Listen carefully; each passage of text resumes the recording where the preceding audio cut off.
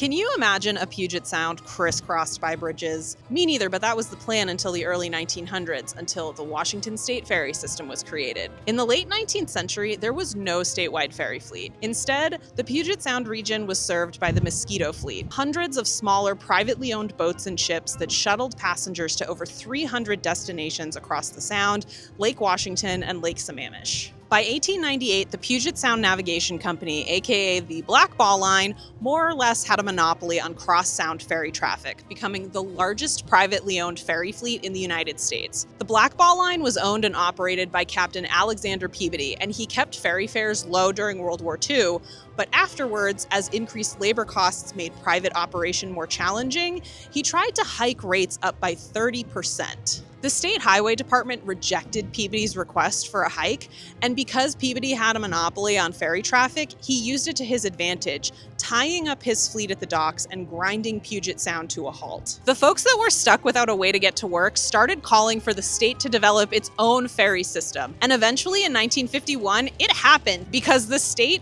bought out the Black Ball Line. Peabody sold the Puget Sound Navigation Company for $5 million to the Washington Toll Bridge Authority. But why the Toll Bridge Authority? Because the ferry system was supposed to be temporary. There was a vision for a system of bridges to connect the west and east sides of Puget Sound, but thankfully the state legislature rejected the idea in 1959. The decision to stick with the ferries saved Washington State millions in costly bridge construction and inevitable repairs. Now the Washington State ferries are one of the state's top tourist attractions. The ferry system serves 8 counties in Washington and is the single largest ferry system in the United States. In 2024 alone, the total ridership was over 19 million across the system. So I don't know about you, but I'm pretty glad that bridge plan was scrapped because nothing beats a ferry ride during a gorgeous Seattle summer.